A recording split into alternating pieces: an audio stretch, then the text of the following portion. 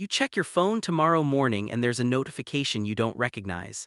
A deposit, $1 million, you blink and check again, still there, then you check the news and you realize something stranger. Everyone got the same deposit. Every adult on Earth all at once $1 million richer. What actually happens next? The first minute would feel like winning the lottery. The first hour would feel like the whole planet won it with you. By the end of the first day, you'd start to notice something unsettling creeping in underneath the excitement. If everyone has it, does anyone actually have more than before? Your instinct would be to celebrate, quit your job, buy the car, book the flight. Psychologist Philip Brickman studied lottery winners back in the 1970s, and his research uncovered something counterintuitive. Within about a year, most winners reported roughly the same level of happiness as they had before the money arrived. The thrill fades faster than you'd expect. Would $1 million really change who you are, or just what you can afford for a while? But this scenario isn't really about one lucky winner. It's about 8 billion people receiving the exact same windfall on the exact same morning. And that changes everything about how the money would actually behave. Think about what $1 million buys today: a house, financial freedom. Maybe early retirement. Now imagine every single person on your street can suddenly afford the same house, the same car, the same vacation package. What happens to the price of a house when every buyer on Earth just got the exact same amount of money at the exact same time?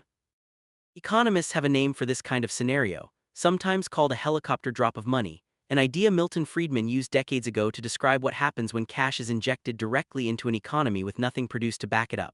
The math is simple and brutal. More dollars chasing the same number of houses, the same number of cars, the same amount of food doesn't create more wealth. It just makes each dollar worth less. Within weeks, prices for anything limited in supply would start climbing to match the new flood of cash. That dream house, it might not cost $1 million anymore. It might cost 3. This isn't just a theory. Smaller scale experiments have tested pieces of this idea.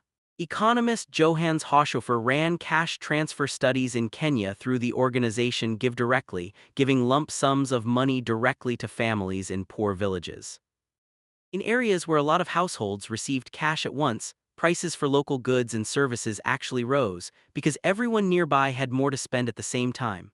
Scale that effect up to the entire planet and you start to see the problem. A gift meant to make everyone richer could end up leaving almost everyone exactly where they started, just with bigger numbers in their accounts. Meanwhile, some things wouldn't inflate at all: skills, relationships, time. A doctor's ability to treat you doesn't get diluted by a cash injection. A friend who shows up when things go wrong is worth exactly as much as they were the day before. Would you notice that the things money couldn't touch suddenly mattered more now that money itself had gotten cheaper to hold? There would be real winners in this scenario, at least in the short term. People carrying debt could pay it off in a single transaction.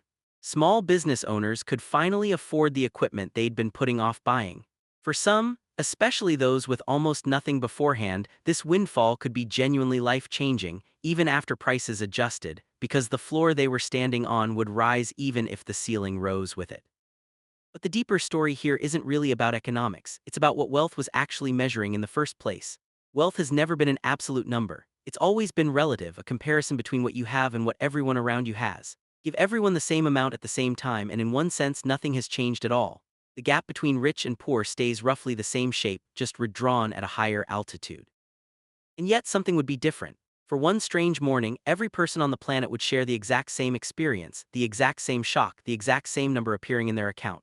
In a world usually defined by inequality, that single shared moment might be the rarest thing money ever bought. Would that unity be worth more than the money itself, even after the prices caught up and the numbers stopped meaning what they used to?